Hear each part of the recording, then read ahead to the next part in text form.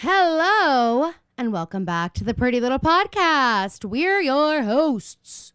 My name is Phoebe. And my name is Caroline. And today we are recording our recap of Pretty Little Liars, Season 7, Episode 12, called These Boots Were Made for Stalking. Sorry. I'm all thrown off. We haven't been virtual in a second. I hate it. Just completely steamrolls over me. I stole your freaking line, huh? Okay, let's run it back. Phoebe, what's the title of this week's episode? No, it's not the same. It's called Yes and. Just do it. These boots were made for stalking. I was doing yes and. I was adding on to the bit of, you know what? You steamrolled me so much I don't even want to go back. Oh, well, yes and continues on. Like as the bit changes and morphs into something new. Exactly. So you could have yes anded what I said. Okay, well, somebody is combative today, everybody. She has her, by the way, Charleston hat on, and by the way, she's in a mood. And I'm not in a mood. Okay, then I guess it's just me. All right, well, this is a podcast, so if you want to go ahead and talk and do your recap, that'd be great. Okay, so AD sent to Spencer's barn a little board game called Liar's Lament or Endgame. I feel like they use them pretty interchangeably. I think it's Endgame : Liar's Lament. And more on that later because nothing's ever explained in a cohesive order in the recap. Hanna is styling Senator Daley's daughter, Catherine. This was hooked up by Mona, and that's creating a little bit of tension between the two of them. Marco tells Spencer that we just kind of deduce that there are two guns.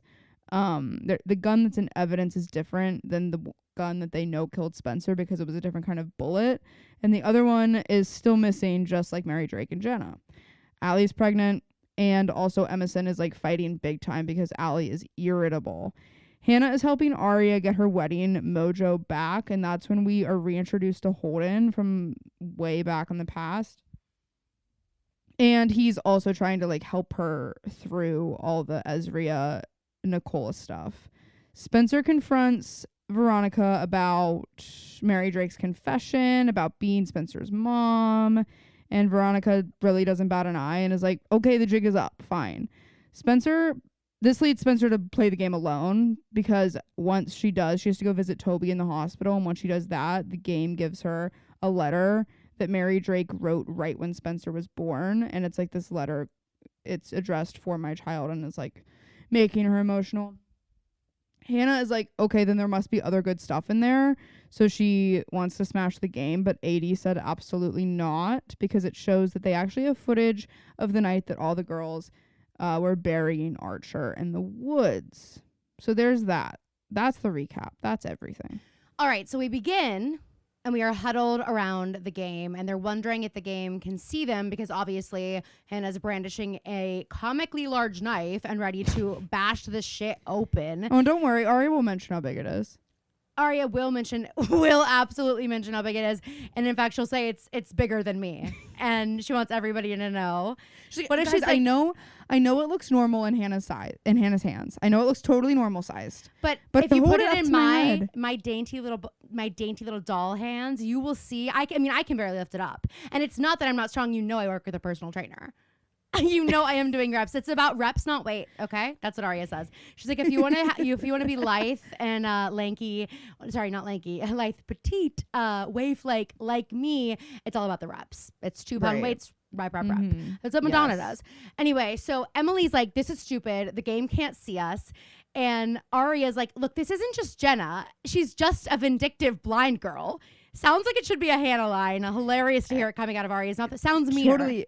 But I'm also, it definitely sounds meaner. I'm also a little bit like, she's just a vindictive blind girl. Tell that to Spencer. Like, there's something sinister going on with Jenna, Aria. But I am also confused by Emily's whole demeanor in the beginning of this episode and then the way that she kind of turns towards the end, because right now she's like wants to wipe her hands clean of this. She's like, whatever, it's not a big deal. And then later on, she like is back on the train and is like in her Emily mode that she gets in sometimes. I feel like every 3 episodes she has to cycle back to like, look, I'm done with this. You know, look, let's just tell the police I'm done. Yes. I'm out of here. I'm outie. Good luck without me. Like she does this every Literally. few episodes. Something's about to rope her back in, and it goes by the name of Addison. But but she certainly like has this sort of trajectory where she like gets really into her like crime solving bag for a Yes, minute. exactly. And then she's like, this is not my job. She remembers she's not being paid. This She's is like, I'm not on Spencer. payroll. I'm not getting benefits. I'm out of here. And we have here a dialogue between Spencer, Hanna, and Arya that could have been written by us because of the way that they're all interacting with each other, because we've created the narrative that these three secretly hate each other. Well, yes.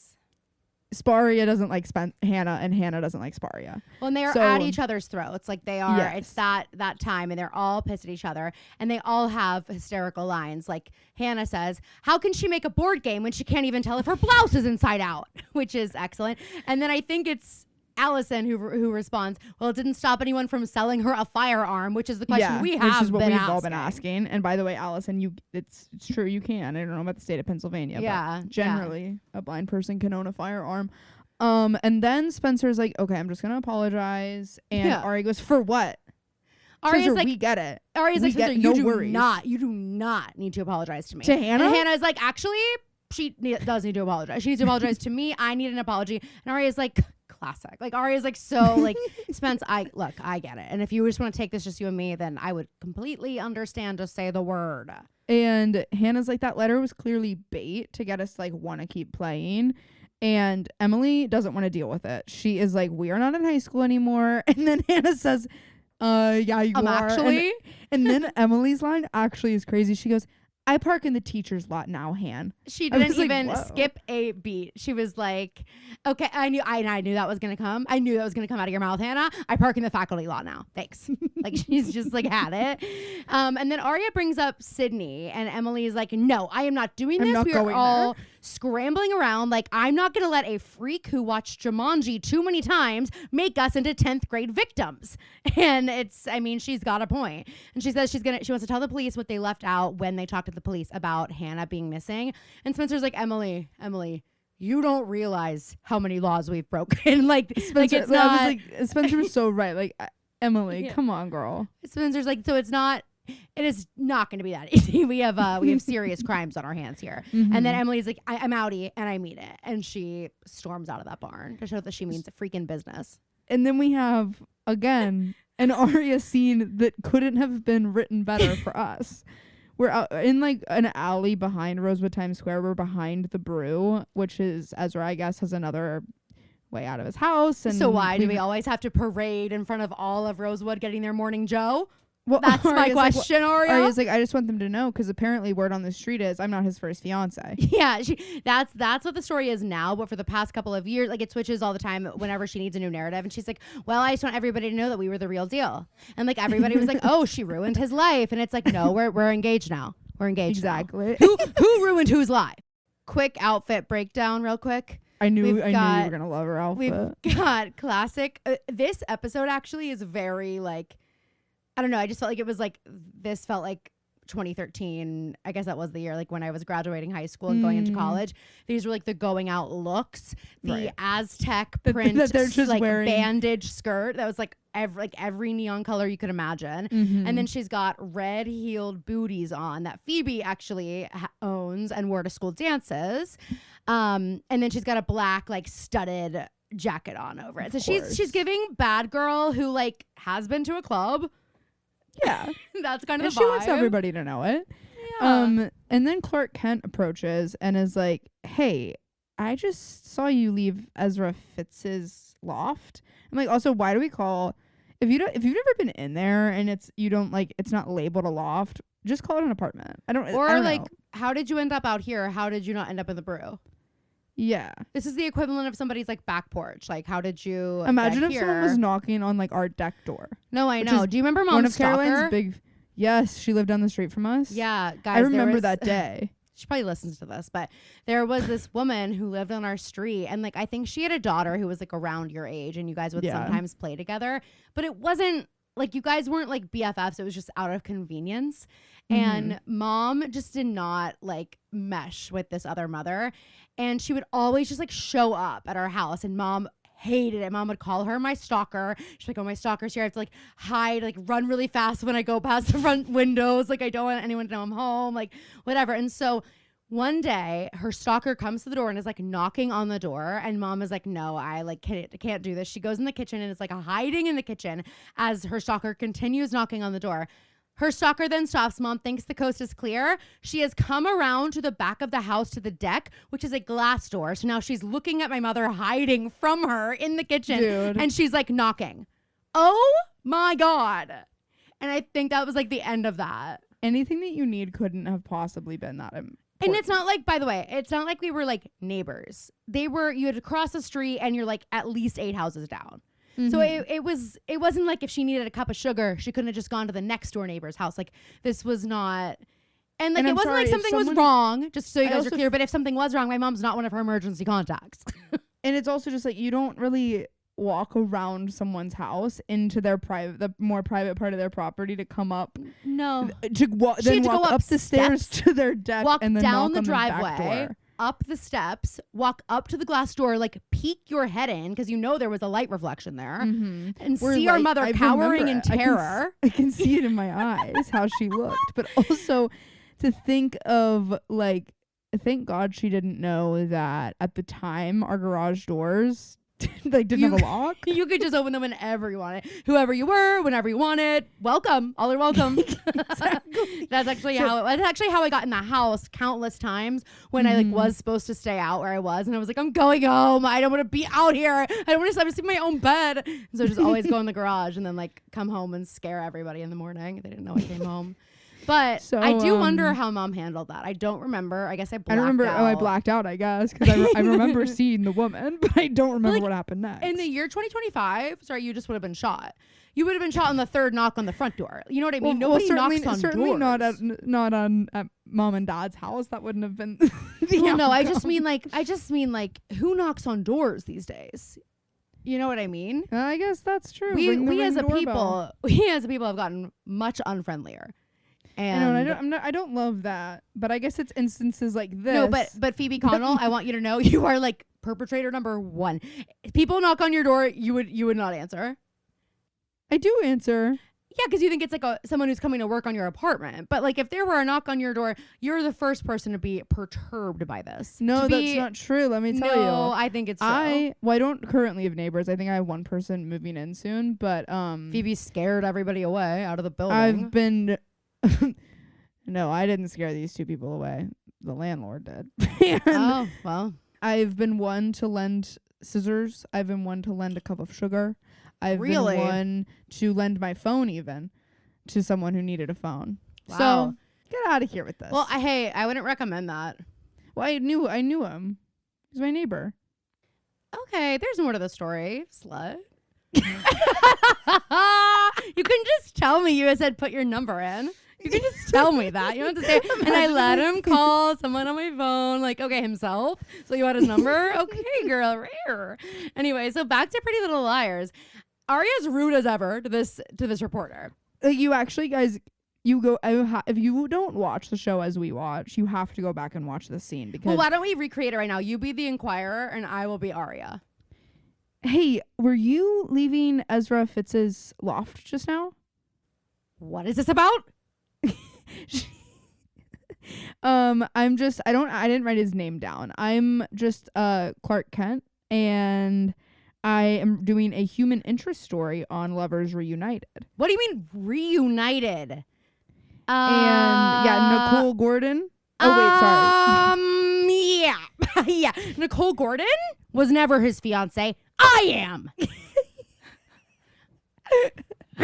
Literally, like from the second she rounds the corner of the stairs and sees this man approach she's her, sneering at him. There is immediately a change in her.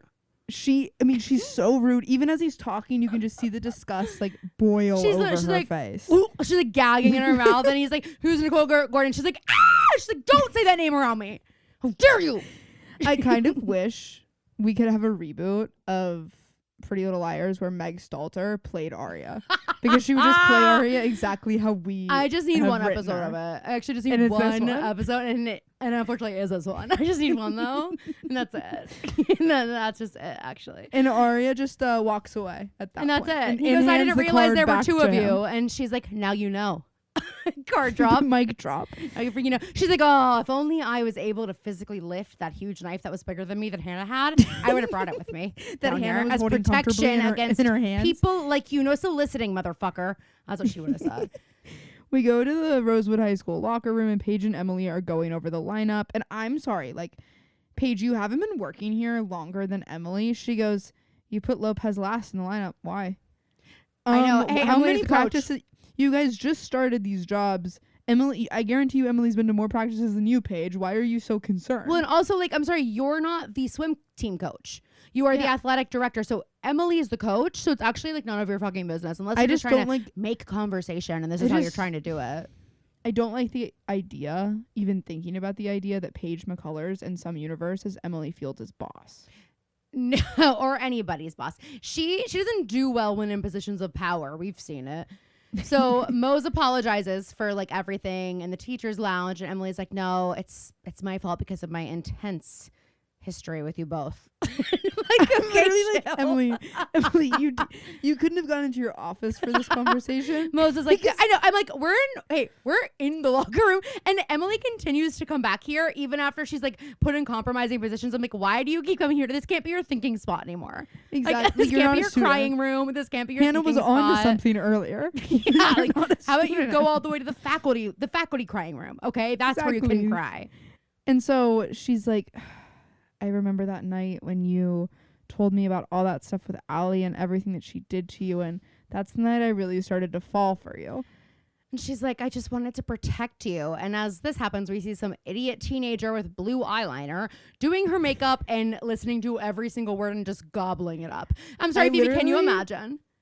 Oh my God, if I heard this. Imagine being on any sort of team, the bocce team, okay? Imagine you're on the bocce team and you hear the bocce coach and the new athletic supervisor, both of whom have insane lore attached to them. You hear them having a conversation just like this while you're doing your blue eyeliner. And you're like, oh my God. Like, how fast are your fingers moving typing? Are you just recording? And that's exactly what I would do. I wouldn't be doing what Addison is going to do, but everybody in the school would know. I mean, yeah, it'd basically be on Perez Hilton. They'd be like, this is just some like little podunk school, but I don't know. The girl's got passion. The girl sent this in. She's passionate. She's been waiting for a moment like this for a long time. But yeah, I don't know why we're not going to an office. Addison, I feel like they locked this actress in a room and played like 2 super cuts of Sasha Peterson's seasons like Allie. 1 and 2. Yeah. I had the exact same thought. I was like, they didn't even get creative with her name. It's just like 2 letters off. That always kind of bothered me. I was like, listen, you didn't need to name her the same thing for us to get really what you're going believe for me, here. We get it. We get it. Her acting coach was obviously Sasha Peterson. So Emily is leaving and she sees Addison and she's like, I didn't know you were in here. And she goes, I'm also, a quiet wait, dresser. Pause. Okay. Emily touches Paige's hand. And it is like, sorry, I blocked it out. It kind of gives, this is so mean. It kind of gives when Hanna danced with Lucas at the dance. For money. For money, by the way. Is why she don't was forget doing for that. money.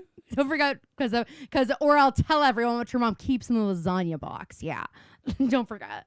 Oh my God. Don't put that thought in my head. Thank you. So Addison's gotta go.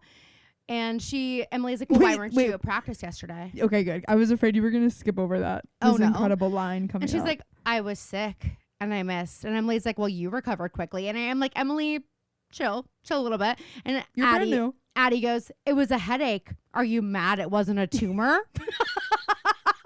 I'm stealing that. I'm stealing that.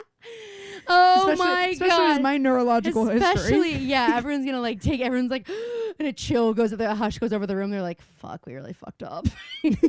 Oh, is your headache feeling better? Oh, are you happy it was? Oh, you wish it was a tumor? Just upset it wasn't a my tumor? lesions weren't enough for you? Yeah. No, it's such an Allison line. It's so good. What are you mad at? Wasn't a tumor? Even the quiet dresser is such an Allison line. Yes. And so then she's like, get to class. Get to class. Get to bed. So we go to the Hastings Castle. Vivi's on the phone. Spencer walks in with her sling that she just decides when she gets to use, I guess. And she's ignoring her mother. And notably, she didn't wear it to go visit Toby, I feel like. I don't remember her wearing it. And I'm like, was it just in case? Just I know. in case you She's you like, got she took busy? it off to play the game. She's like, takes it off sometimes. Like, okay, well, but don't forget to put it on when you see your mom. Anyway, Vivi's like, let's go down. We're going to check out this office that I think we're going to lease in Philadelphia. And you can like pick your office and we'll get lunch. And Spencer's so uninterested in talking to her. Like, she's just still obviously fuming.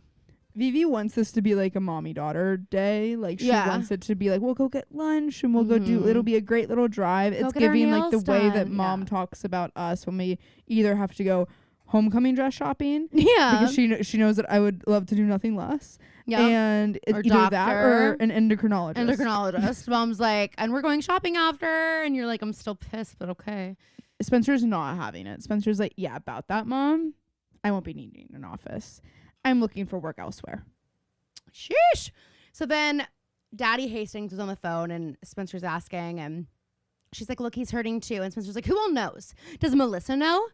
And Vivi says she isn't aware of the surrounding circumstances. And Spencer has a great line. Wow, so only you and Dad know the bitter irony of sending me to the same mental hospital where I was born, which is crazy.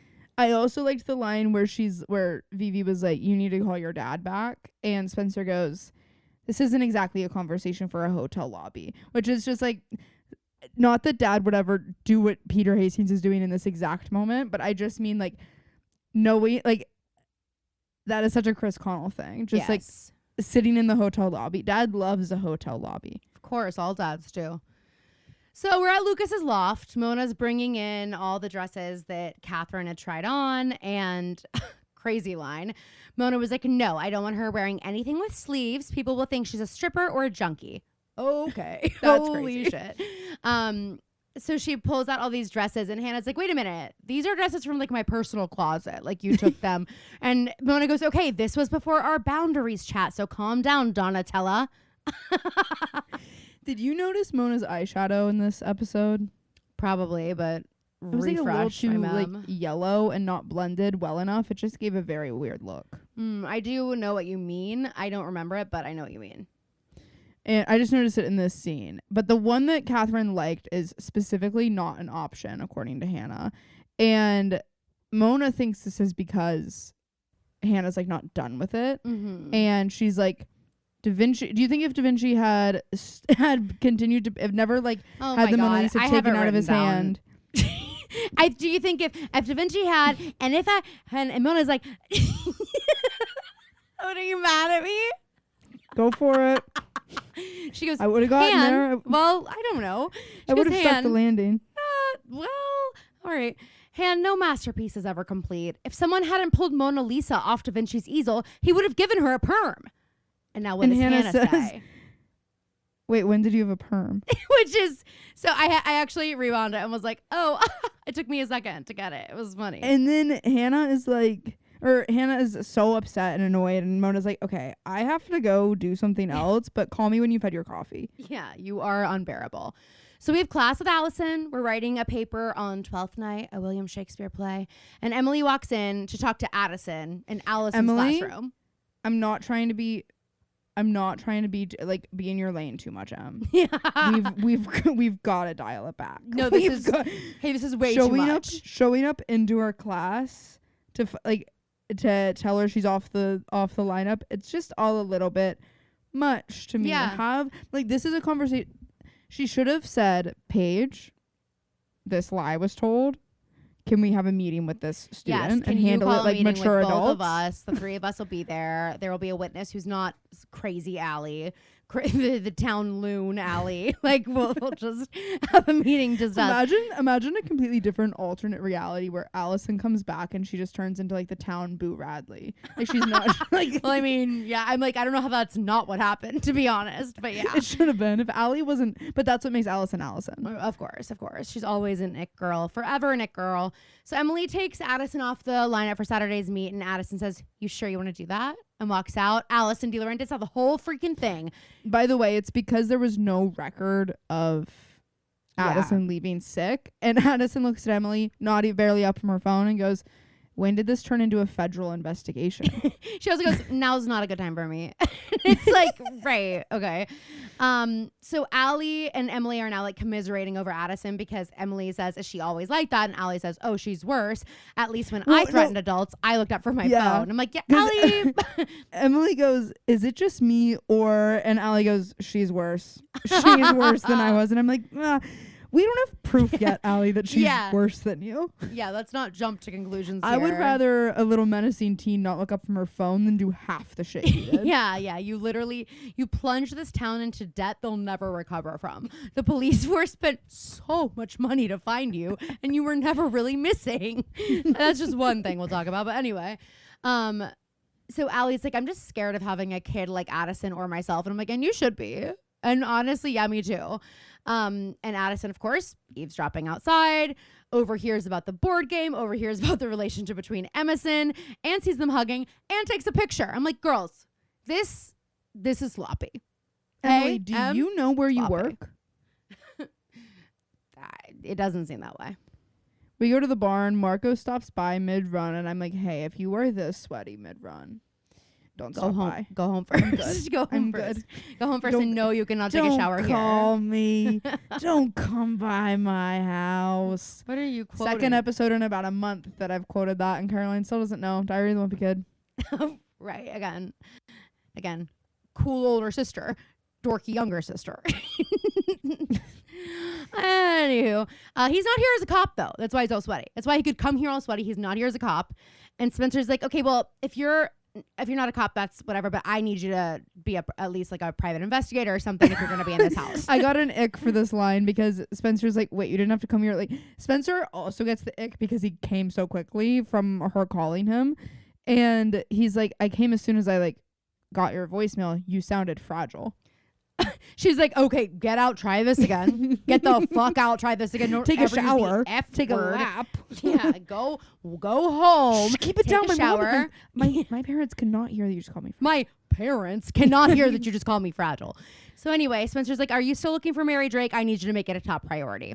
And she also explains about the letter, but she says that she found it in her house. She doesn't say anything about the game. And then we go back to the hallway in the high school, and Emily walks by Addison, and Addison does like an Allison De Laurentiis-esque look, and then we see her look at the picture of them hugging, which, by the way, they're in like a completely different position than they were when we saw Addison take the picture of them hugging. And hey, also, if you think this is bad, I can't even tell you the photos that exist of these people, Addison. This is not that good. This is not that juicy. This is not really going to move the needle much. It's not like they were like, it's not like you took a picture of them having raw dog sex. I can't even say it in the. It is Thursday, and so Phoebe's like, I gotta get this in here somewhere. Gotta get the word raw dog sex in here. No, it is interesting because I'm like, watch Addison go to the principal, like, who cares? Or Addison's gonna go to the police department and be like, I have a really incriminating picture of Emily and Allison, and they're gonna be like, okay, and they're like covering their eyes a little bit, and she shows them, and they're like, oh, thank God, oh, thank God, we thought it was good. We thought we were gonna see a dead body, we thought we were gonna see them like having raw dogs. I mean, we didn't know what we were gonna find. That's nothing. Exactly. And Addison really thinks she has hit the jackpot. We go back to Lucas's loft, and Hanna is working on this dress. And Caleb is like, hey, Han, let's go get some lunch, preferably outside this room. Hey, your kid is pretty great. I hate that line. Hey, your kid is pretty great. It gives you Usnavi. Well. And Hannah's like, there's no time for lunch. And she's also still freaking out because this dress was designed while she was working for Claudia. So that's the big thing. Like, half of it is like inspired by the stuff that Claudia told her to do. And Caleb's like, it's fine, okay? She like fucking tortured you. The least she can do is give you ideas for a belt. And then he has a really sweet line. He says, if you believed in your talent half as much as I do, you would see this moment for what it is. Take it and run. And then they kiss. It's beautiful. And sparks fly. and Caroline's in the rafters applauding. Exactly. So we go to the high school. Mose is hanging something up, and she gets approached by Addie, who's acting suddenly all timid. Oh, she's got this act down pat. Oh, she's been in acting classes. Oh, okay. And she's like, I was going to go to Hackett first, but I just wanted to talk to you, Mose. And she's like, did you hear about me being benched? There's a reason I wasn't here. I'm not comfortable with the new coach. Can I just say, this episode is giving The Children's Hour. If you haven't read it or seen it, it's a movie, it's a play, and it's about this crazy little girl named Mary Tilford who's like 11, and it happens in the 1920s, and she makes up a story about the two headmistresses of her school and says that she saw them together, and overnight every single kid is pulled out of this school, and it never was true, and she just like had no fucking problem ruining these girls' lives. And I won't ruin the ending, but it's crazy. It's also kind of Crucible vibes, which we've always said Allison is an Abigail. Totally. And so is Addison. For sure. And so she's like, and then this is where I'm like, Jesus, you are really counting on your power over your friends to make sure that they're going to feel comfortable pushing this rumor as much as you are, because she's like, Chelsea Lopez feels it too, like the whole team. We all feel uncomfortable. It is crazy. I'm like, this is just so like horrific and disgusting. And then Addison, I mean, she clocked this dynamic early this morning, because she goes, and she's even inappropriate with other teachers. And she shows Paige the picture of Allie and Emily. And you can see, even though Paige does the right thing later, you do see immediately in Paige's eyes that she's like, oh, I'll be handling this. Oh, we're taking them down. yeah. Exactly. She looks at her and she goes, "Oh, okay, game face on." Okay, paints her face. Can you turn off your phone? Don't let me open my eyes until you turn off your phone. Is the phone off? Okay, put it in my hand. Okay, I'm going to Principal Hackett, and then I'm going to the police, and then I'm going to the President of the United States. They're going down. Eyes are shut the entire time. Anyway, she's like, but first, so what? She turns on So What, and she's like, I need to get pumped up. Okay, so anyway, it's crazy. Mose does ask her to send the photo to her, and she's like, I will handle this. We go to Aria and Holden's like kitchen. She's helping him prep for a really big rehearsal dinner tomorrow. The numbers changed, and Aria offers to help, and Holden's like, I don't know. I'm like, Holden, this is very rare. This is not going to happen ever again. You need to just take her up on it. Okay, no hemming and hawing. And he says, can I trust you with a knife? And this, I guess, is where we put the line in earlier, because Aria goes, not that one. That one's bigger than me. And I'm like, okay, well, and she's like, right. She's been workshopping that since she saw Hanna holding the knife earlier. This knife is bigger than me, my frail frame. Say you're right. Say, yes, Aria, you are right. She's trying to coach him. And then she has like a moment, one of many moments with her ring. She just like looks at it and is like, she wants Holden to ask a trillion questions. I thought we were going to have tragedy strike during this episode, because she takes the ring off and puts it down so she can cook, which makes total sense. But I was like, either A, she's going to forget it, or B, she's going to like bake it into a fucking mushroom. Oh my God, guys. When I got in the car with Anthony and Caroline, we were going to lunch. It was after the Pirates game. And as soon as I got in the car, Caroline goes, do you have an extra engagement ring? And I was like, oh my God. And I should have known immediately, because if Caroline had lost her engagement ring, we wouldn't have been going to lunch, and I already would have scoured the shore of Pittsburgh at that early hour of the morning.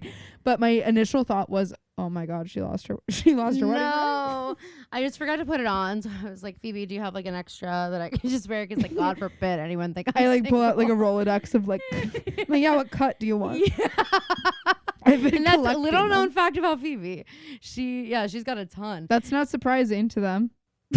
Right. I've had many suitors. I certainly didn't think it was. And Phoebe does not give the ring back. That is one famously, Phoebe will keep the ring. Okay. So get into a relationship with her. Yeah. Get into a relationship with her at your own freaking risk, and propose at your own freaking risk. You're never getting that back. Okay. So I do think this is crazy though, because Aria is telling Holden that Nicole's family bought Ezra an apartment in New York that is close to the clinic Nicole's at.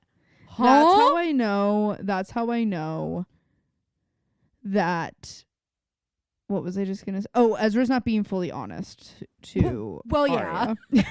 And that is how I know.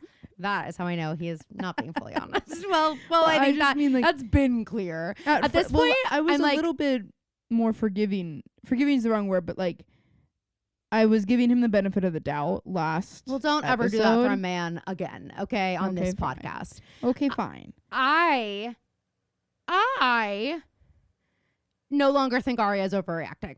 I'm like, in fact, be worse, because this would have me acting out. I'll tell you that much. Caroline would be in a jail cell. Yes. And so Arya's like all bugged out. She's like, okay, this is going on. The reporter came and said they're engaged, and Ezra proposed to Nicole and like not tell me. And Holden, who has like a grain of sense in his noggin, says, I'm sure he would have told you, and I don't know why it matters now. And that is where you're wrong, Holden. What do you mean you don't know why it matters now? Oh, it matters. I know. I didn't really understand what he was saying at the end of this. Like, I understood what he was getting at. I was so confused by this conversation. But I was like, what? He goes, did you love anybody before Ezra? And I'm like, well, no, hold on. He says, is Ezra the only person who's ever told you that he loved you? And right away, I'm like, no, haven't we seen Liam tell Arya that he loves her? Yeah, I think so. Well, she's like, he asks if there were other people that she's loved before, like other than Ezra, and she's like, well, yeah, of course. I think the way he says it though is like, has anyone ever told you they loved you? And I'm trying to figure out if he's trying to make a connection and no, I think he definitely asked if she ever said that she loved anybody other than Ezra, because he's getting that. Phoebe. No offense. No, but I'm just, this makes more sense, this, because he is trying to get at the idea of like, you're so hung up over the idea that Ezra was with someone else and was telling someone else that he loved them, but you did the same thing. You've done that too. I was very confused about it, because I thought he was trying to say like, and then he says, I thought he was just kind of being like, you're immature in love kind of thing.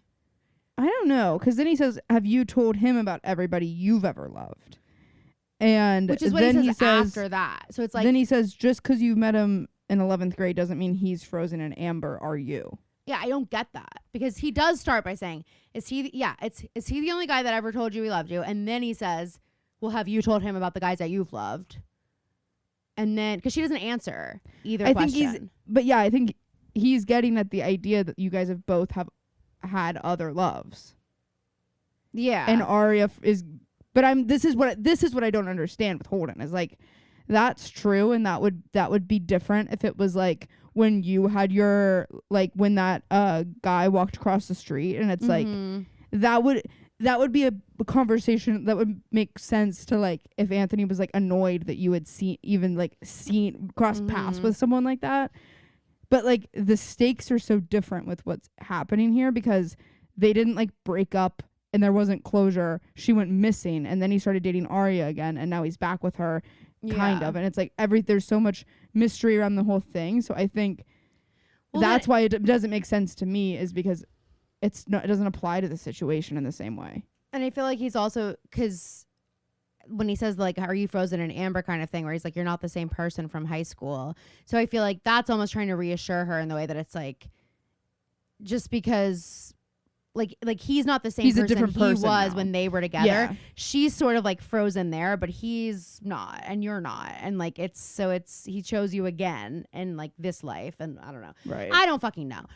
But we know, but it's just, it does something for Arya, I guess. I don't even really know what it does. I don't get like the point of Holden being here, but whatever. So Emily and Mose, now we're talking about Addie's accusations. Emily's like, I'm going to hack it. And Mose is like, no, because, and I didn't want to say this, but Addie has accused you of touching her and hitting on her. and then Mose says, Emily, why are you worried? This is Rosewood. And it's like, no, I just got that so wrong. I wrote that. Emily, why? That. No, I think I am saying that to Emily. I'm saying, Emily, why are you worried? Oh. Do you I know what you're saying, but also maybe not. Maybe it's been a couple of days, so I actually don't know. Emily does say, she, and this didn't make very much sense to me. She was like, I'm gonna go to Hackett, and he like knows what me and my friends and like all of us have been through, and they all have so much sympathy. They're gonna have sympathy for me, for this girl. And I'm like, Emily, this is how I know you guys are so emotionally stunted. Yeah, because like you are still a 25-year-old, and if they're gonna side with the high schooler probably if she seems credible at all. Mose is like, listen, Addie's not gonna get involved with me. Like, let me take it. She doesn't have any photos of me. And when she says it, you can tell that Mose was like, just could not wait to get this out. Like, and by the way, she's photos of you and Allison, and they're right here. And like, I'm just what like, the fuck is going on? Paige, you don't even know at this point that they kissed. Like, you just know that Emily spent the night, and they've been friends for 15 years. So Yes. Like, sorry, it's not that incriminating. It would be much weirder. Everybody knows that you and Emily dated, or that you and Allie have like a weird history. So it'd be much weirder if you had pictures. And Emily, not like, they're not kissing in this picture. No, and not only are they friends, but they're like trauma bonded. The things that they have been through and are currently going through are so much bigger than anything you've experienced, Mose, even being on the periphery of their experiences. So like, just give it a break. And Emily has just kind of had it with the Allison concerns. She flips and she goes, "This has nothing to do with Allison. This is about a vile rat that's determined to take down an adult that dared to discipline her. She's a bully." Okay, not her calling a student a vile rat. I was like, Emily has also, snapped. she kind of loses me with like, especially knowing how she was talking about high school earlier in the episode. It just is giving so immature. And Yes. like, it's calling her a bully. It's just like, you were so clearly taking out everything that you couldn't take out on like or even Allie, or like all of your bullies from high school. You're taking that out on this girl and how you're talking about her. And like, at the end of the day, she is a sophomore in high school. And it's like, I feel like Emily's like stunted at the age where she kind of went through all of this. When she is mature, it's like she's triggered by people like this, because it just takes her right back there. The mask falls. Right. I think the moment she gets triggered, she reverts and she's like no longer capable of showing up as her highest self. But like, that's what she was saying in the beginning of the episode, is like, why are we gonna be running around and scrambling like we're 10th graders again? And it's like, well, that's exactly what you're doing. Even though you were the one who was going to try to be above this, you might be doing it most of all. So we're at the police station. Detective Floozy is showing that Mary Drake checked into a hotel last Tuesday under a different name. And Spencer's like, all right, keep pushing it. Find her. Like, let's keep going. What's the holdup? And he kind of pumps the brakes a little bit. And he's like, listen, what if she did pull the trigger? Like, are you sure you want to go down this road? Wouldn't that hurt you more than it would help you to find out? And Spencer says she doesn't see her that way anymore. And I'm like, okay, but how? But why? But because why? you read one letter she wrote 20 years ago before she was like, before really all of this ousted by all these happened. people. Yeah, Just doesn't before make any you like sense. saw what she was capable of. And this is where I'm like, Spencer, did you consider like how little information you're actually giving Marco? Because he goes, where did you find the letter? Like, maybe your parents have more information about it if you were to just ask them. And if she your can't. parents had this letter, they probably have other records Exactly. as well. Like, so it's just like, you kind of cornered yourself into a dead end here, and we're like, find my way out. But it's like, if you're not gonna unlock the door, right? Sorry, I just spoke like a Maya papaya. And that's just like how that's gonna be the new Gen Z like vernacular, is just gonna be speaking like a Maya. Like, your English teacher, instead of learning about metaphors and similes, it's gonna be like an Amaya versus a papaya. Yes, exactly. And I hope so. So we got a click clack. Jenna Marshall's in the area. Jenna, what are you thinking? Jenna, this is a little much even for me. She says, Detective Fury, I believe you've been looking for me. She's been hiding and allegedly cannot do it anymore because she just has to tell somebody the truth. Here is my qualms. Is we'll get through what she says here in a second, but at the end of this, Spencer's like, why aren't you arresting her? And I have the same question. Yeah. There are four people that watched this happen. Yes. I'm sorry, that's grounds for an arrest. It might not be grounds for like a sentencing. Right, but it's certainly grounds for charges, initial for questioning. Charges. I would certainly think for putting her in a holding room and getting some lights on her and a little like, bit of she's an a flight interrogation risk, going. Clearly. Absolutely. She left the scene after Noel was beheaded. You don't know who did that. I feel like they underestimate her because she's blind. They don't see what the girls see. They're like, oh, she couldn't possibly. And they're like, no. It's just like what I think Spencer said that to Floozy. Yeah. When Hanna was missing. Yeah. Or he said it to Toby. He was like, I think we're kind of giving her a little bit too much credit. And Toby's like, you don't know my stepsister. Yeah, exactly. And so he says, okay, we're not alone before, you say anything. And Jenna goes, I can hear her breathe. Hello, Spencer. Like, hey, and that also makes me think, if you can detect like who is who based on their breathing, then how many times have you known the girls were around when you just pretended not to? You know what I mean? You know, and this isn't me trying to like be mean about Hanna. We all know I love her, but I know as soon as Jenna comes into a room where Hanna has to be quiet, she turns into a mouth breather. I think anytime Hannah's just like put under duress in that way, she's like, she just sort of Yes, like, exactly. yeah. And it's cute, and we love that about her. And she's the only person on earth that we love that about. And let me just say before we move on, and I'm just going to pop it in here and we'll revisit on Tuesday, but I did go see I Know What You Did Last Summer. And number one. Guys, we might have to take a second to watch it because I don't think I'm going to be able to see that till Tuesday. Oh, I'm not going to spoil it. Okay, good. But wait, we're going to be able to watch it. We're not going to be able to talk about it on Tuesday. Ugh. That's what I'm saying. I mean, you know what happens, right? No, I didn't even see the first one. It's like the Scream movies, basically. It's like the exact same thing. But well, anyway, I'm gonna love it. You will love it. But it's like the summer version of the Scream movies, sort of. But there is just something, and I put it on our story last night. So minor spoilers, but like somebody, can I just say like one thing? It's not really gonna like throw. I'm not gonna say names or anything. Somebody ends up falling overboard on a boat. Okay. Okay. And I'm pretty sure this person gets like stabbed or like something before they end up overboard. And this person's so-called best friend is on that boat, does not even look over the boat to see if that person is like alive, still kicking, like trying to like keep themselves alive. Just like has a moment, the camera doesn't look over and the girl doesn't look over. Kelly texted me after and she was like, and just so you know, I would absolutely be going in there and getting your body. I wouldn't be leaving you in the ocean like that. And I was like, thank God, because I had the same thought. I might not jump in after you, but I certainly would. Well, I know you wouldn't, but I would jump in after you, just so you know. But I don't know that you would jump in the ocean. Phoebe K. Connell, you underestimate me and my big sister tendencies, because if you don't think if I watched your body get thrown overboard that I wouldn't, like in a situation like this, that I wouldn't just jump after you in this kind of situation, I wouldn't be able to like not jump after you. Or at the very least, it would become everybody's problem to get you back in the boat. Like it wouldn't be like, she's a goner. It wouldn't be like, all right, moving on. I think you're not supposed to jump in after someone. Well, I'm sure you're not, but did you just see? Did you just see the dad? I saw the dad, yeah, and he saved her. And that baby would not have lived if he didn't do that. Yes, so everybody, you should be jumping off the cruise ship. No, they got so lucky. They really did. Everybody who was like a professional at like any sort of diving or any sort of sea rescue, they were like, by all accounts, these two should not be alive.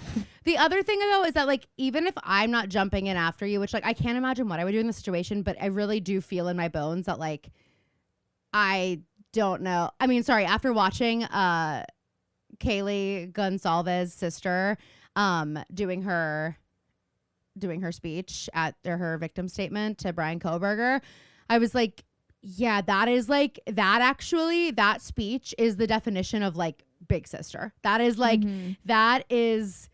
And I didn't see it at first. I saw all the other statements and I was like, these are good, but like I liked the one where the guy's like, go to hell. But it was like, these are good, but I just was like, too nice. You guys are too fucking nice. Like I would not be, and I know that believe me, I understand they've gone through so much therapy and they don't have a choice but to like. It's been a pretty long time. Absolutely. Not that it's they been get over, 2 but years.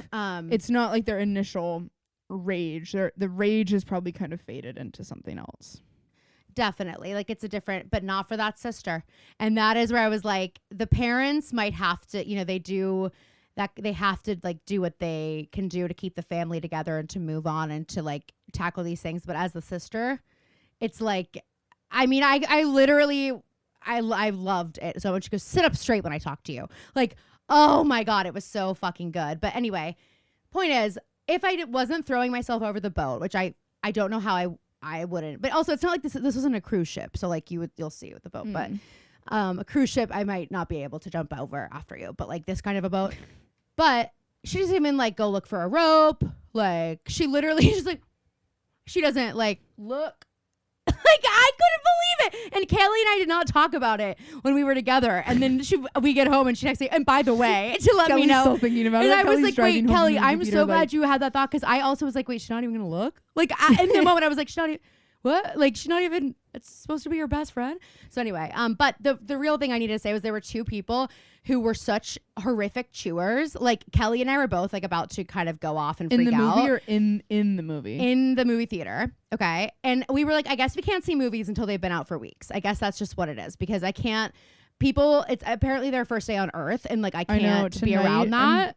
I'm going to see Superman in Dolby Atmos. And I'm jealous. Last week, Mimi went to see it, and she had me and our other friend who is AMC A-list get the 2 seats beside her, even though we weren't going to the movie. Brilliant. So because she looked at it and like I have never. It's our biggest theater. There are probably like, I mean, I'm so bad at like numbers, but like in my brain there was like 400 seats. It's massive. I just have a feeling it's not, but like that's why I laughed like a cackle right after that. But maybe it is. But it's really big. The back rows, you know how those are normally a little bit smaller than regular rows? They're like full size rows, and they still have the screen, like projector room between them. That's how big. It's massive. And I clicked into it expecting like maybe it's just like crowded in her part of the theater. Oh my God, I've never seen so much white on a screen. I was like, girl, well, here's my concern. You're better than me, because I would have canceled my reservation. I would not be going to that film. I thought about doing that before. Buying extra seats so that I don't have to like be near anybody. But here's the deal. If somebody were to like come try to sit in that seat, okay, what do you say? Oh, I actually bought these tickets and nobody's going to be sitting in these chairs. Like, I know, I just like how do you explain that to the person? But okay, before we move on, I just have to finish this. So it's like this teenage boy in front of us, okay? And he is chewing as though, I mean, it's unbelievable to me. And he's on a date, I think. He's on like a group date. Like there are a bunch of guys and girls, and they're all like probably like 18, 19. And the girl that's sitting next to him, there are all these like quiet parts of the movie where he would do a massive that's like a massive chomp. And Kelly and I, well, we got verbal because we couldn't help it. So when that happened, we were like, like we like made noises, because I was like, how could you? It wasn't that loud, but like he did like a really big one during a quiet moment, and we both went, we both did that. And the girl next to him like whips her head to look at him. And he looks at her and he smiles and he goes, are you scared? And like eats more popcorn. And this happened over and over again. Sorry, that's hysterical. He couldn't fathom that it would be anything to do with like him being annoying or anything. It had to be that she was scared of the scary movie. Listen, here's what I will say. Like, there is part of me that's envious of people like that, because I'm who don't even like, think about I'm someone who, if I do take a bite of popcorn and it's loud at the time and then it drops down really quiet, well, I'm holding it in my mouth. It's called purgatory, and that's where the popcorn hangs out until it's safe for me to, until it's dissolved into a mush that I can just swallow without disturbing anybody around me. And you're welcome for that. And I don't even ask for a medal, but like I should start. But because people act like this. But it was so funny. It happened multiple times, Phoebe. And that's how I knew she was bothered by his chewing, but like she wasn't going to feel like she could say anything to him. Did that kind of endear you to them?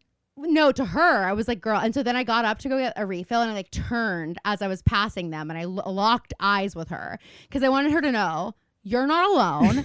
And I know you can hear me reacting to him and like whatever. And then I looked at him and I went, ugh. And I walked so that she could see my face, look at him, so that she knew like, no, you have every right to say something, and you should. Like, that's what I wanted her to take from that. Because I'm sorry, it was so rude. It was like the entire theater could hear it. And he wasn't the only, there were 2 people that were like, I was like, you guys should actually be taken out of here in handcuffs. And so during the movie, I went online on my phone and I downloaded a photo that said, chew with your fucking mouth shut. And then I tried to airdrop it to anybody in the theater who had, and no phones showed up. How is that possible? I know how it's possible, because they all are respecting the theater. And no, they weren't, because I could see them on their fucking phones. That is crazy. And I was just like, are you kidding me? Like, none of you have, because I thought for certain, like, if somebody in that group had airdrop on, like, they would have, you know, I changed my name. Actually, okay, fine, I'll say it. I changed the name of my iPhone to Meredith Marks. Instead of Caroline's iPhone, so that nobody would know that it was me. I was pinning it on Meredith Marks. That would have worked. Everyone was like, who's that? No one would have. What the hell?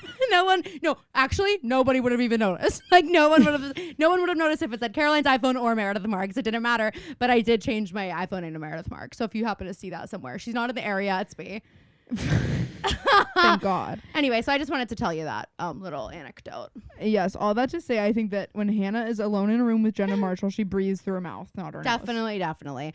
Okay, so Jenna says, "Are you sure that Noel is dead?"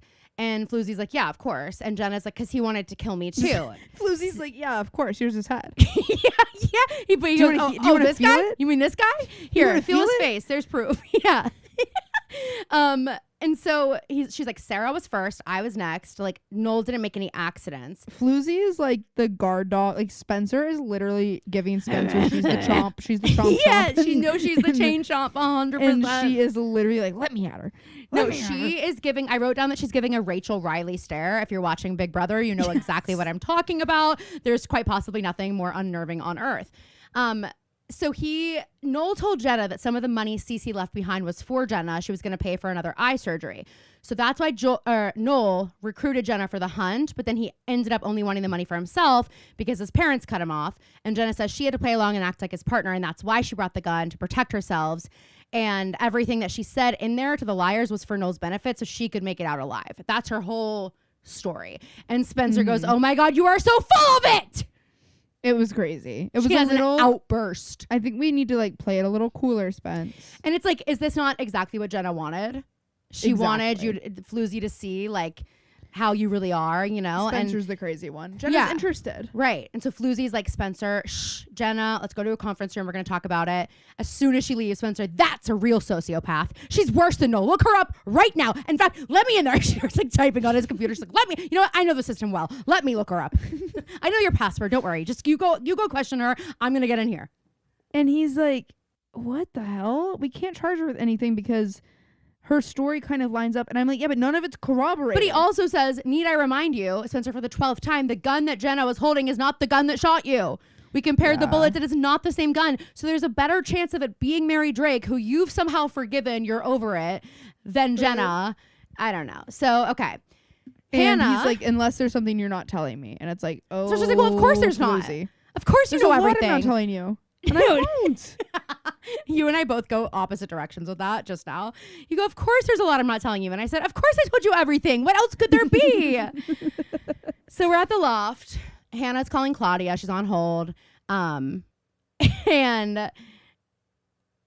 Hannah's wearing the dress. She's like sizing it or whatever. And then she gets a text from Spencer that says, "Jenna's back telling cops she was Noel's," all caps, "victim." That made me laugh out loud.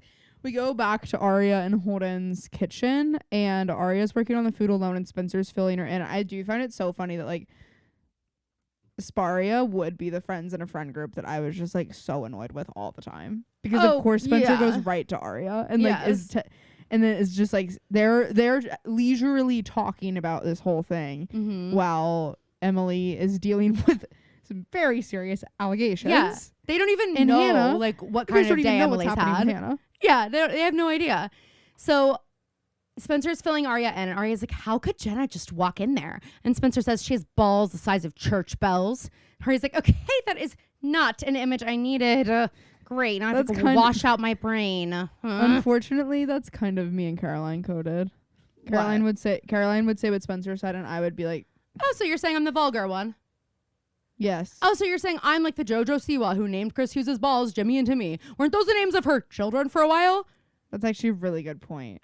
Am I right about that, or did I make that up? I think they did kind of all sound like that, I feel like. You know, it's bad. I don't remember what they were exactly. Wasn't it like 3? It was like Jimmy, Timmy, and Remy or something. They were like, yeah, all, it was something like that. They all sounded names. the same.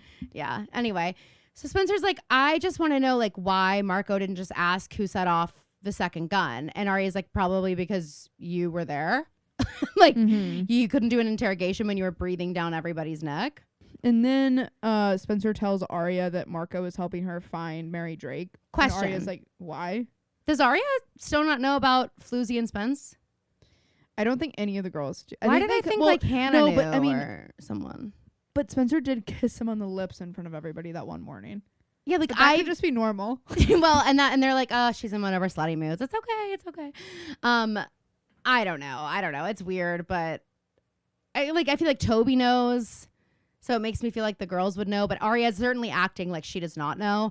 And Spencer's like, well, he's helping me find Mary, and I need to figure out things about myself that never made sense, but they might make sense now if I got to know Mary. Not to fear, but to forgive. Okay, Yeah. Spence.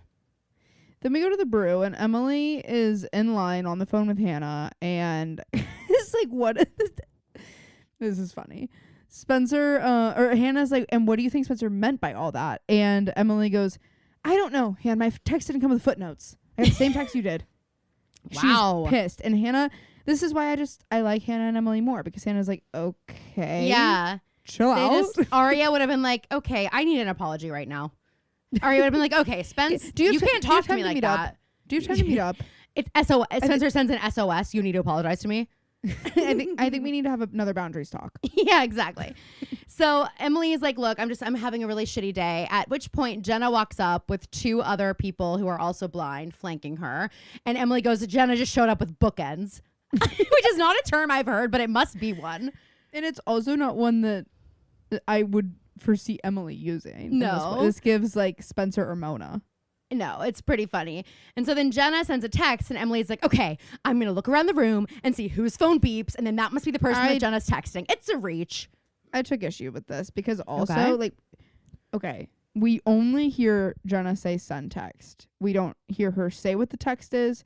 We don't have the phone saying back to Jenna what the text says, which is how that would work. And then the text sends. Immediately, that's when the text would show up on someone else's phone. Mm-hmm. Emily's walking around for like 5 Mississippis until she sees Addison, a high school girl, receive a text on her phone and smile. And then she's like, perfect, exactly the result I wanted. You know? It's like a normal fucking thing to happen, Emily. Yes. So you Spencer... You got a lot of texts in high school famously. No, famously. Spencer's walking into the Hastings Castle and Vivi's like waiting for her. And she's like, okay, well, let's go. We're going to go check out that office in Philly, plan where to put your desk. And this is, we kind of said it earlier, but this is where Spencer's like, oh, I'm not actually going and I'm not going to be working for you. And Vivi says, great, well, to complete this game, I'm selling the house. Oh my God.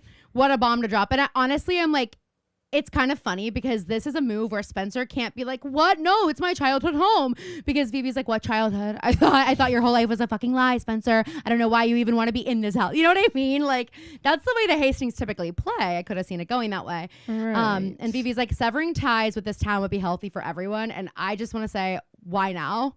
Yeah, it would have been healthy like years ago. Because also like Vivi now, because it's affecting you and Peter. Like, it affected Spencer all through high school, and now you guys don't currently know what's happening to them in Rosewood. So like, as far as you know, they're just in Rosewood for fun right now. Right.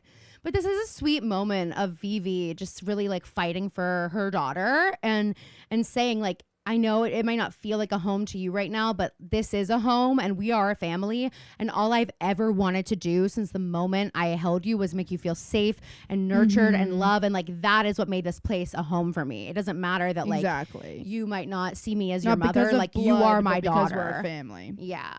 And then we go back to the kitchen. Holden counts his mushrooms and sees that some are missing.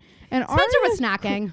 Crazily enough, Aria doesn't throw Spencer under the bus. I thought it was bonkers. I know. I was She's so like, expecting her to be like, I didn't eat Spencer, I don't know what's with her, but she's been having cravings and I've noticed. And it's just because like I eat I'm so peckish. So I just noticed that like when I don't finish my meal, she finishes hers and then she picks off my plate. And I'm like, I'm not going to say anything. It's not my place, but I'm just, you know, that's what anyway, says. She was here earlier. And Holden is like finishing up some other stuff and Aria sees an article pop up on her phone. And this is where I'm like, does Aria have Google notifications on for her name and Ezra's name? And go for her. Anytime they're mentioned, a notification gets sent to her phone. And what's weird about that? Do you? I'm just kidding. Of course I don't. Believe me. But believe me, if there were things being written about me, I probably fucking would. I love to know what people are saying about me. You know that. And we see that there is an article about Ezra and Nicole, but it doesn't, I think it's just, like, these aren't recent pictures. These are pictures from before she went missing in the article where they look, like, happy. And they do kind of look like engagement pictures. I don't think that they are labeled as that, but they do kind of give that vibe. But it's, like, just a update story. It's not like they're interviewing Ezra or Nicole, and it's like it's not a reunited piece, but it is a piece about them, and it makes Aria feel super weird. And she's like, I have to go. And she leaves. So we go to the Radley. Mona is showing Hanna a purse that she picked out for the dress, and she's been planning the outfits and the earrings and the shoes, and she's borrowing everything from a friend. And I'm immediately like, I don't know. My alarm flags are raised. Well, I'm just like, we know your history. Yeah, well, Miss you're borrowing Vanderwall. this from a friend. What friend? And let me see the Klepto. written agreement that this is a borrowing kind of agreement. At which point Jenna walks in and she's wearing the exact same dress that Hanna is giving to Catherine daily. But in white. But it's in white. And by the way, this dress, we didn't really describe it, but it is really cute. It's like a short, full tulle black skirt. And then the top is a halter, and it's like embroidered and beaded with red flowers. Like it's really a pretty dress. And so Jenna has the same exact thing, but instead of black, it's in white. And Mona just walks right up to her and confronts her. And it's so funny. She goes, "Yo, Jenna, it's Mona. You don't have to introduce me to your little posse. Just tell me where you got the dress." I love that you read that like it was a Disney Channel. A Disney Channel. Well, if that's how it is written, it is how it will be read. Fair enough. And she's like, someone sent it to me and we have to go. And at one point Hanna says something, and then Mona like bulldozes right over her and goes, "That was Hanna. This is Mona." Yeah. Oh yeah, I didn't even write that Hanna went with her.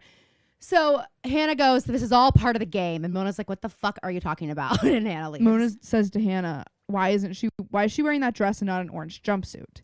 And she's that's a back great in question Rosewood. too.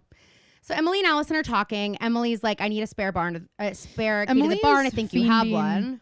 She's fiending the way that Spencer was for the game. Absolutely. It is as though like they are trying to quit nicotine, and we've got a big carton of vapes in there We've got that like they're a trying to get barn to. locked. They like locked Yeah. all 4 of their vapes in the barn, Yes. and they're like, Who will crack We're first? quitting. Yes. So she's like, "I need to see the board game. Like, I need to know if AD is behind Addison." She's just like tweaking over these allegations. And she's trying to figure out if this is like breaking her down. So she admits other things to Hackett, and which is when she tells Allie about the exam, which I totally forgot about. The exam that Emily missed that AD took for her. And that's like, she's like, "I took a shortcut to get my degree and whatever." right. And Allie is like, "Here's the key." And then Emily goes to grab it, and she does that classic. She does the classic Allison Williams in Get Out, where she puts the key back in her palm, and she goes, "Yeah." It's much less sinister than Allison Williams in Yeah. Get Out. She goes, Well, I'd say. we're going to go over there together. Yeah. She's like, "If I give you the key, it ropes us all into it. So like, let's just go together." Anyway. Okay, Allie like had some sort of episode Okay, last Allie week, the and now ally. she's like back to like a regular human. Yes, it's interesting how things change around here. So Hanna and Caleb are spying on Jenna. She's at the building with this cobbler who is currently fixing Hannah's shoes for the dress. And we see that Jenna's not going inside, but her friends are. And Caleb's like going to go talk to Jenna, but ultimately, she's going to go talk to Jenna. She's on the phone. By the way, Jenna's glasses are so dirty. Could we not have cleaned them before we filmed? And between scenes, if she's wearing black, like matte sunglasses, we need to be getting the smudges off of there. But anywho, she's apparently here to rehearse for a concert because there's a studio over the shoe repair shop. And while Jenna and Caleb talk, Hanna sneaks into the shoe repair shop. Oh my God. It's This is terrible. horrible. We go back to the barn, and Nope. We're still talking. So Caleb is like, "All right, who brought you back to Rosewood? You couldn't make a dress from a stolen sketch without a little help." And then she tries to leave, and he grabs her walking stick. I thought that was a little. I was like, okay. And if to the anybody were wandering eye. walking by, like, you're about to be arrested, Caleb. And that's just what Jenna would want. And Caleb tells her that the cops are poking holes in your story. And she goes, "Well, they shouldn't, because the only person who can contradict the story is dead." Which makes me think, Jenna, this is just a story and you're not telling the truth. Exactly. So then we go back to the barn, and Emily and Allie get No, the board now game we are in going. the shop. We are in the shoe shop. And Hanna is calling for Mr. Wait, Tenerelli. And the lights are off. He's not here. And of course, this place is fucking creepy as hell. And I'm like, I just don't believe this is the cobbler that Hanna is choosing for this job. Unless he's a sweet little old man that kind of reminds you of Elvis, our dog. And again, I said I don't believe this is the cobbler Hanna is choosing. I know it's the cobbler you would choose. I would have chosen a cobbler who lives in a tree or a shoe, because I like to support small businesses. Emphasis on small. But Hannah's going for this guy who like works by candlelight, it seems. And great, she walks right into a cage, and she goes to grab her shoes. I was like, Hanna. Also, Light- why is there a cage in here? Why is there a cage in here? Lights go off, cage shuts. Classic. We didn't see this coming? Okay. Hey, let's not walk into cages. Your boyfriend is right outside. Let's just go grab him, have him help us out with this. Like, Exactly. come on. Also, I do want to note, like, later on, we're going to learn that this entire time Hanna did have service. Oh, true. You know what? You're right. And I also had that thought, but I forgot about it until you just triggered it. So we're back. Now we're back at the barn. Bring us home here. Emily and Allie get the board game out, and we see that some of the pieces have moved. Like the girls' figurines have moved around the city. And then the phone lights up, and it says #bench me. And then we get a little present from A. And this is where I'm like, I don't want to hear anybody ever complain again. Spencer has a bullet in her shoulder, and Hanna just got like run into like this little like, I don't even know, sander, like a sandpaper little thing. Her arm is fucked up now. Emily, you just like got out of a really bad situation because of AD. Frenemy vibes. Yeah, because true. we see that there's footage of Addison smoking weed with her boyfriend. It's giving during the time that she would have been at practice. Yes. This is what she was doing when she was having her headache. And hey, we don't know. Maybe it's medicinal. But what I do know is this is giving Miley Cyrus being caught on camera smoking salvia out of a bong.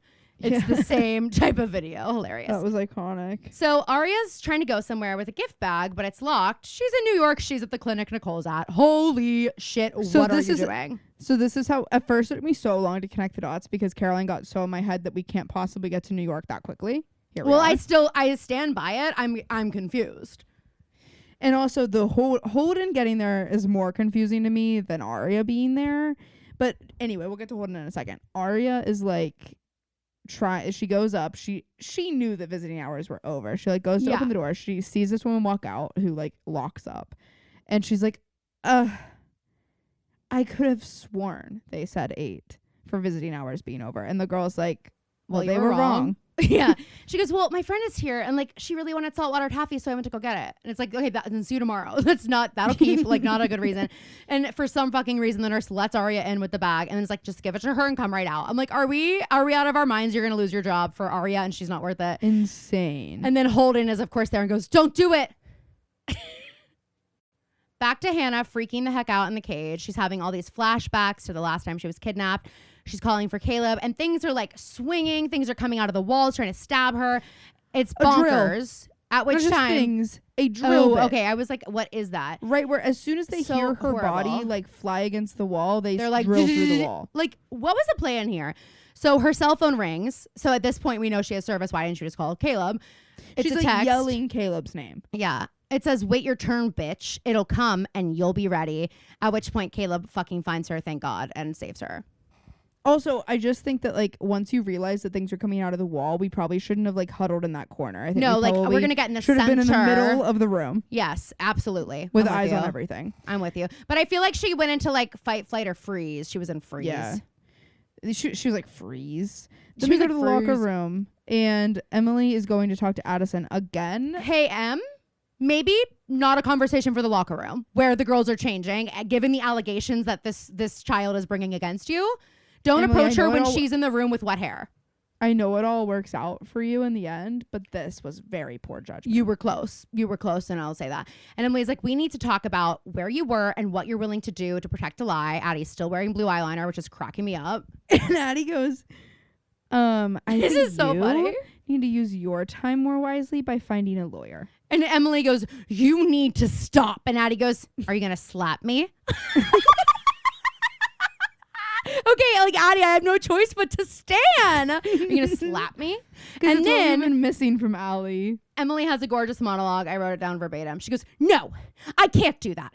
But somebody should have a long time ago. Probably some poor kid who got off the bus 3 stops early because they couldn't deal with your dirty looks or the sound of your snickering 2 rows behind them. You want to know what's inappropriate, Addison? You're inappropriate. And you need to be stopped because I was that kid on the bus and I will not let you... And then we get, so what? I'm still a rock star. Moses here. Like, is now not a good time for the pink flash mob that I organized? Okay. Well, Emily, this was important to me, but we'll talk later about it. Okay. But here's what I'll say. I guess that monologue is fine. Glad you wrote it all down because I had to relive how embarrassing it was to me. That is mortifying. Well, that's why I had to write it down because I was like, also, Emily, you have so many reasons that you can have sob stories. That's just not one of them. And also, you being bullied on the bus. You rode your bike to school. The friend group. Yeah, your best friend and the person you're like still in love Was with the is bully. Alice De Laurentiis. Like, she's like, that's her whole thing. So Mose walks in and stops this, obviously. Mose was the kid on the bus. Yes. Luckily, being called Pigskin. Hannah was the kid on the bus, being called Hefty Hannah. So the principal, luckily, was just forwarded an email that Addie sent about like gloating about blackmailing Emily. And her parents are in the office. They have a printed copy for Addie to look at. And Emily looks in the mirror like, who have I become? Like, she just has this moment of like, I don't even recognize the girl in the mirror anymore. We go to the pizza shop. Holden followed Arya and is like, look, you got to get over all of this. Ezra's probably much more torn up about this than you are. So you need to like stop being Arya for 2 seconds and get out of your own head and like give some time and space to him to like sort this all out. He says the things that like no one says to Arya for some reason. He's like, we need to talk about patience. You can't expect him to be on your timetable, like whatever. Yeah. And then she puts her head on his shoulder and I'm like, luckily I don't think Holden's susceptible to this type of manipulation. But Arya, what the hell is that about? Like, why are you she doing wants that? Her Nicole. She wants Holden to be like, and you know, I've been in love with you. And she'll be like, Holden, you know, I'm engaged. It's complicated enough. I knew this would be an issue when I booked the wedding venue. I knew it. Then we go back to the locker room and Paige is going to take Emily home. And I'm like, oh, great. Like, I'm sorry. After this, how fast would you be off campus? Emily, why are you still in the locker room? And she loves it. It's her thinking spot. She looks in her mailbox and she sees that there's an envelope that has a puzzle piece in it. And then she gets a message from AD that says, embrace your darkness, Em. I've had to. That's how you win the game. Jeez. Then we go back to the barn. We are all looking at the game. Emily puts the puzzle piece in. We're all back together. And she explains that she had to blackmail a 10th grader to get it. And Spencer's studying it and she can see that it's a map. I didn't write down all the like how she figured that out, but allegedly these puzzle pieces are going to build a map. So they think that this game, I don't either. They think this game wants them to find something or someone. And of course, the way all great Pretty Little Liars episodes end, someone is watching them through the window. Exactly. Okay. That's the episode. Sorry, we went on a few tangents, but I'm not that sorry because you guys filled out the survey and told us you love them. So before I get into the synopsis for next week, what I want you all to go do, if you're not a Patreon member, you can go join for free. There is stuff there for you. I do voice memos. I did one yesterday. So go check that out. But you can also fill out a survey that we are putting up there to let us know sort of like what you'd like to see from us as we finish up with Pretty Little Liars and move into the next chapter. And we'd love to hear from you guys. But something a lot of you did say is you love our tangents and you love our personal stories. So I can't apologize too much. Also, we did a Pretty Little Punch Bowl last week, and it is the Pretty Little Liars if they were in Love Island. So go listen to that. It's on Patreon. It's for tier 2. Very fun. And then this weekend, we're going to do the pilot of We Were Liars, the new show featuring Caroline Forbes. So check that out for Honorary Connell Sisters. Okay, synopsis for season 7, episode 13, Hold Your Peace. Hannah is sure Jenna is to blame for a recent professional setback and is forced to bring Caleb up to speed on current events. I'm like, is Caleb not already up to speed? I keep thinking that everyone is, but obviously they're not. Literally. So I'm excited. I'm looking forward to it. All right, guys. Gorgeous. Anything to add, Phoebe? Nope. All right, go listen to our Tuesday episode. You guys want longer episodes? It's a full 2 hours of every pop culture topic that has been hot in the last week. Go listen to that. You'll love it. Tell everybody you know about us and leave us a 5-star review. Thank you for listening, and we will see you next week. And kill 'em all.